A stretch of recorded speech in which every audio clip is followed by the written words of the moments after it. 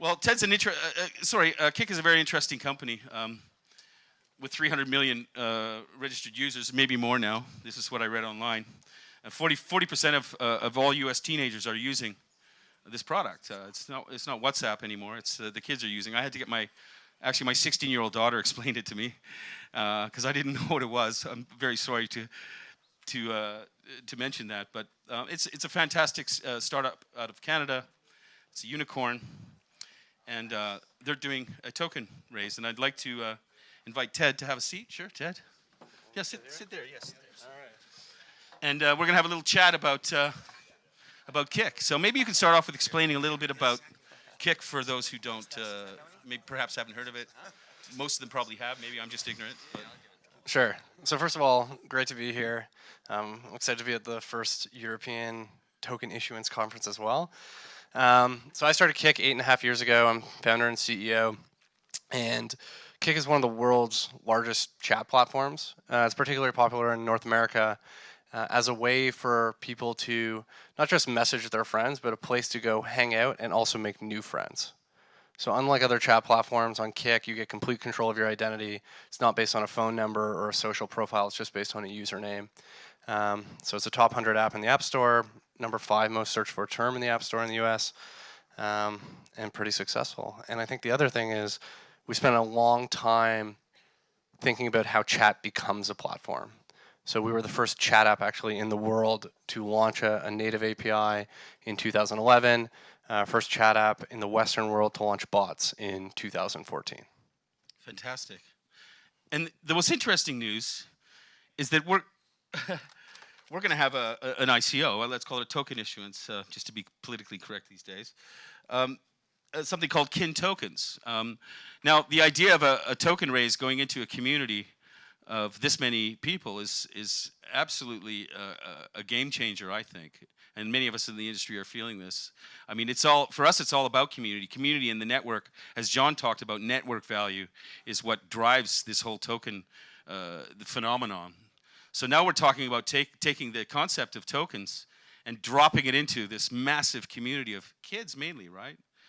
So what led you to, you told me earlier that you've been thinking about this for a long time, but what were the challenges in you coming forward to your investors and to your partners and various people in your own ecosystem with actually doing this?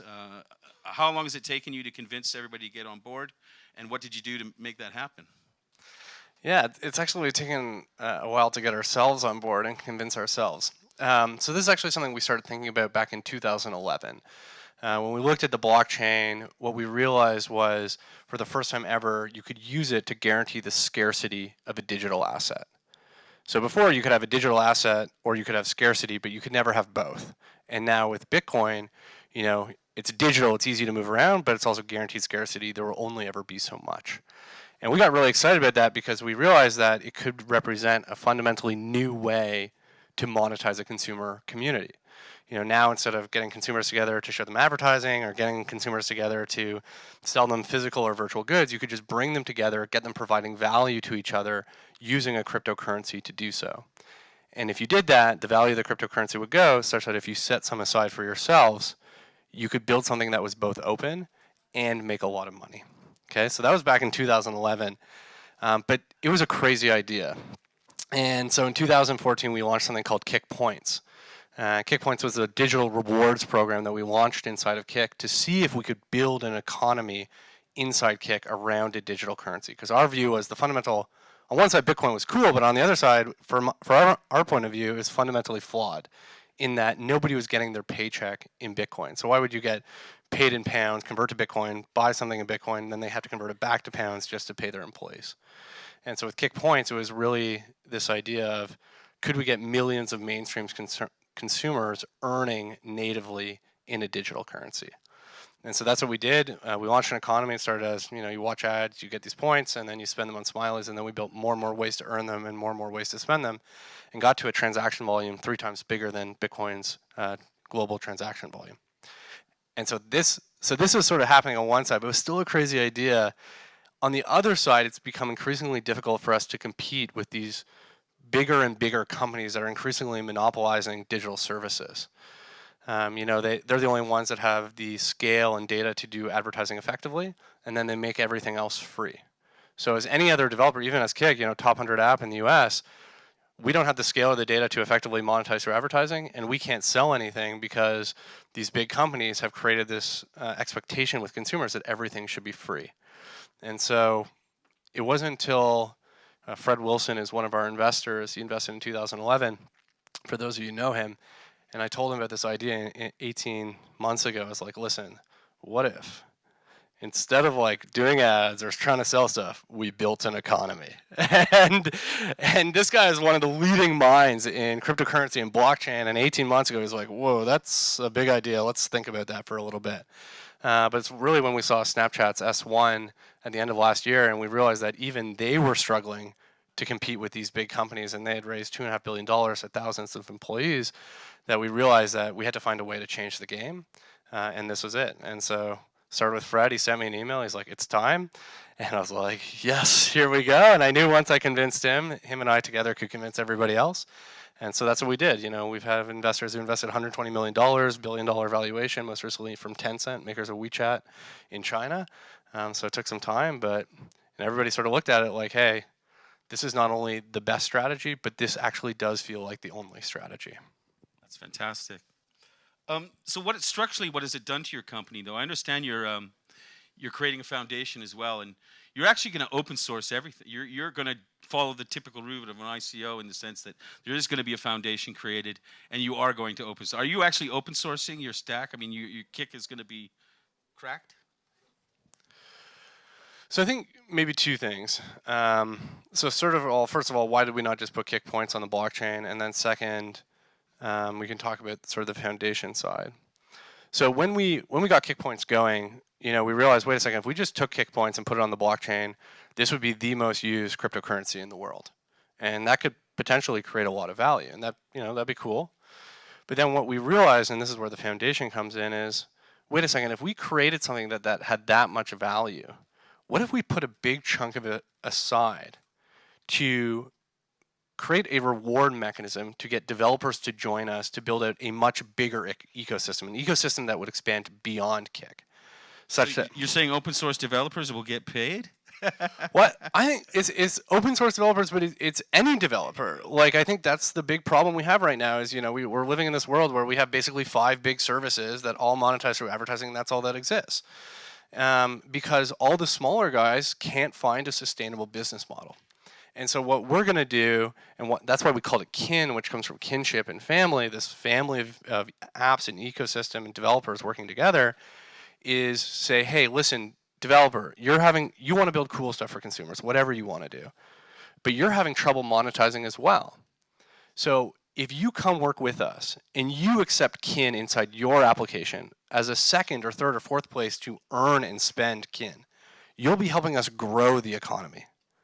And if you help us grow the economy, that will make kin more valuable. And so what we will do is the amount to which you grow the economy by contributing your app and your community, we will give you that value back through kin. And that's what we're setting 60% of all kin aside, 6 trillion tokens, to create this, what we call the kin rewards engine, to reward all these developers who come work with us to grow an ecosystem beyond Kick. Fantastic.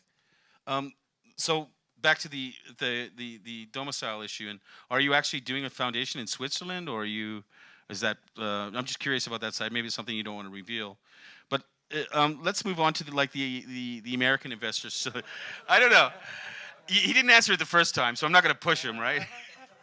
No, I think we're trying. There's sort of 2 parts to our stories. Part number 1 is create kin, integrate it into Kick, and to give it a lot of value. And then part 2 is to create the foundation, and what the foundation will do is oversee 3 key components. 1, the kin reward engine, 2, the transaction layer, and 3, the identity layer. Such that as a user, I have this frictionless experience. I can go explore all these different places, start earning and spending kin right away. But as a developer, I don't need to trust anyone, not Kick.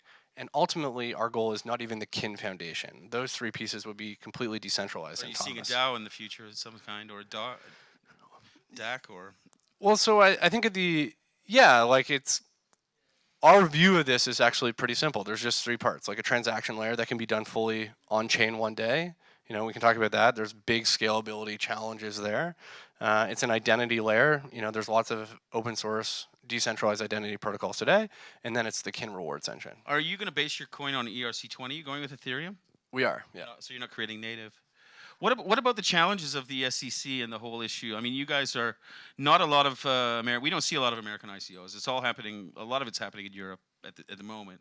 A lot of it in Eastern Europe, in fact, where a lot of the technology is coming from. What do you see are the challenges in you know, typically we've even IP banned American IP addresses to keep out the investors, and is that going to be a challenge for you? Are you going to have to block certain people in different countries from investing, or? It's an ongoing space for sure. You know, there's like a valuable asset there with Kik, so we want to be really careful and work with like the top lawyers and, you know, all the important countries. So we are doing that, but I think my philosophy on this is right now we don't know what's going to happen. But my philosophy is I'm actually pretty bullish on how the regulation plays out, because this is a new area of innovation. You know, I think why is everybody in this room is everybody sees what's happening and feels like they're the insider of this big secret of this is the next big thing. And now the rest of the world is seeing that with the amount of money that's being raised and the value of these things. And so as a regulator, you have this very tough job, which is this is a brand new area of innovation. It's huge, it's valuable, and it's global. And so you're trying to run that fine line of, on one side, we need to protect the consumer. More needs to be done to protect the consumer. But on the other side, we need to enable innovation. Because if we don't, there will be a bunch of other countries around the world, and this has already happened, who are putting up their hand and saying, we are going to be the best place to do regulation from a regulatory point of view. And all innovation will move there. Yeah, Switzerland and Singapore, to name two off the top of my head. Yeah, I'm watching it now. How much time do I got? 11:51. I'd like to open up to any questions. Is anybody interested in asking a question? Do you have any microphones? Thanks. How many users do you have in Kik? 15 million monthly. Yeah, so we've had 300 million people sign up over the last 8 years. 15 million people used it last month. Okay, well, that's going to be a nice offering, and nice that you have a moral background, that you thought about it. I actually had dinner with that guy yesterday. What about a Kik? Where is he? Richard. Yeah, there you were. Yeah. How are we going to get our kickbacks? How are you going to distribute the coins? How are you going to use that that facility? And how much money? I've never heard that before, actually. I've heard Kik used in so many puns, but never in a kickback. So congratulations, because I've heard a lot of Kik puns. Slogan. So we are going to do a ICO, token distribution event, token generation event, whatever we're calling it. I don't think the word is going to impact the regulation at the end of the day. But so we are going to do that. We're creating 10 trillion kin tokens. The reason trillions and not billions is because, you know, we're a consumer company, and when, you know, teens host a great group chat, we want them to earn 2 kin and not 0.00002 Bitcoin or whatever. So we're creating 10 trillion kin tokens. They'll all come into the market for the most part on a vesting schedule. So it's sort of like the inflationary side of Bitcoin, but we're just trying to make it easier, saying, hey, there will only ever be 10 trillion. That's what will be in the market at the end of the day. So we're selling 10% in a crowd sale later this year. We're setting 30% aside for Kik on a vesting schedule, and we're setting 60% aside for the foundation to grow the broader ecosystem. So when we do the sale, we spent a lot of time actually looking at this. You know, I heard the question earlier, and appreciate the shout out from Ryan. We had two philosophies on this. On one side, we don't want to be greedy, so we do absolutely want to do a capped sale. And on the other side, we want to be fair, such that anybody who wants to participate can. And it's not this sort of rush at the blockchain. And so that's the way we set it up. You know, talking to the Polychain team, they seemed to think it would work and it would be great, and so that was good. We were happy about that.